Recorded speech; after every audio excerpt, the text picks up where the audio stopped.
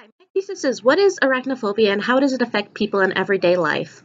Much like a lot of people, I myself hate spiders as well. Just this last summer, I had to defeat my fear and actually had to face one head to head.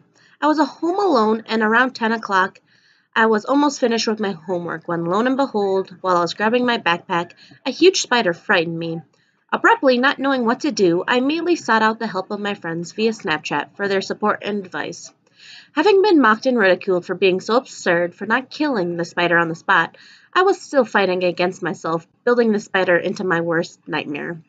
Finally, close to an hour of going back and forth on worrying if the spider would move or not, I picked up my thick English literature book and beat the spider, repeatedly, for a solid 2 minutes. Sharing this one experience of my incident with a spider just proves on how intrigued I am to learn and teach on the matter of subject and how to overcome this particular issue. First thing you should know is that arachnophobia or fear of spiders is a very common phobia for people. From the unlimited Ultimate List of Phobias and Fears website, I discovered that arachnophobia is the oldest and most common terror in the Western culture.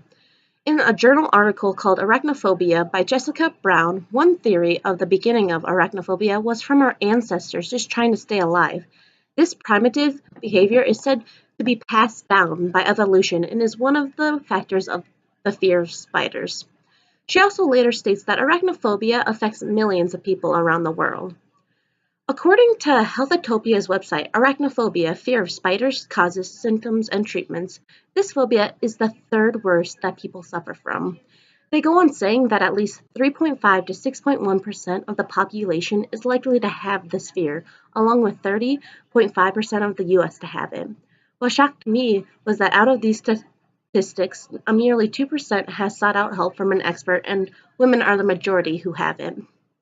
A second thing you should know is that many causes can influence people's fears. In many articles and websites such as Arachnophobia by Jessica Brown and Healthotopia's Arachnophobia Fears of Spiders, Causes, Symptoms, and Treatments, I found that cultural background is a major factor. For instance, in some parts of the world like South America, spiders are a delicacy, whereas in Africa, UK, and other parts of the world, they see spiders as dangerous and life-threatening. However, it was from the Ultimate List of Phobias and Fears website where I found a majority of different causes. Arachnophobia can be a learned response, meaning you could have learned to fear spiders after seeing others being fearful. Imbalance of brain chemicals and traumatic experience in the past involving spiders could be a reason of why you panic the dreadful creature. A third thing you should know is that there is a difference between the fear of spiders and being afraid of spiders, and how to tell which category you fall under. Some of the most common symptoms were in most of my sources, which include the nation's best rehabs, about counseling, and arachnophobia.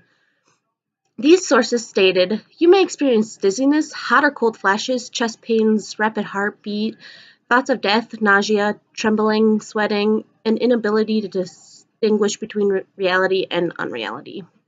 Along with those symptoms, you may also encounter feelings of choking, going crazy, losing control, or anxiety. Some things that can trigger these responses could be the mention of cobwebs, thinking about spiders, looking or being in contact with spiders can also affect this. Having these symptoms can lead people into avoiding outside at certain times of the year, preferring to leave the house rather than stay in if a spider is there, limiting their activities, unable to kill or trap a spider, freeze or run uncontrollably on instinct when a spider is spotted, and scanning a room before entering it. If you happen to do any of these, you more than likely have arachnophobia and could have benefit treatment from a professional help. On the contrary, if you may do one or two of these, then you more than likely are just afraid like a normal amount and you do not need treatment for this cause.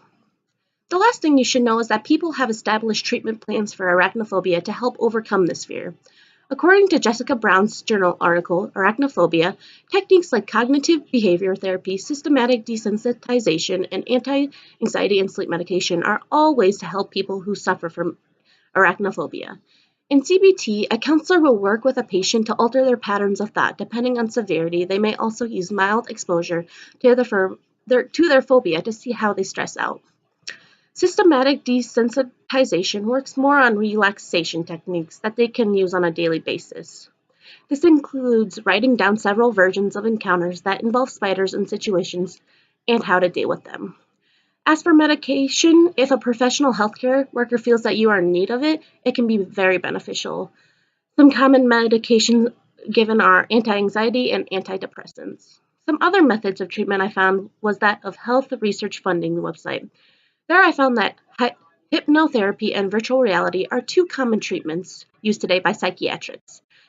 These methods are so modern that some psychiatrists will use VR glasses and VR gloves to stimulate spiders actually crawling on a patient.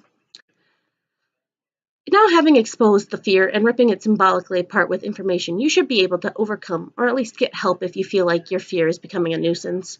It's like the saying Eleanor Roosevelt once said, "You gain strength, courage, and confidence by every experience in which you really stop to look fear in the face." You are able to say to yourself, "I lived through this horror, I can take the next thing that comes along." Taking that into consideration, not only should you face your fear for your own benefit, but also to gain virtues that you may have been lacking while in the fear itself, much like what Eleanor was saying.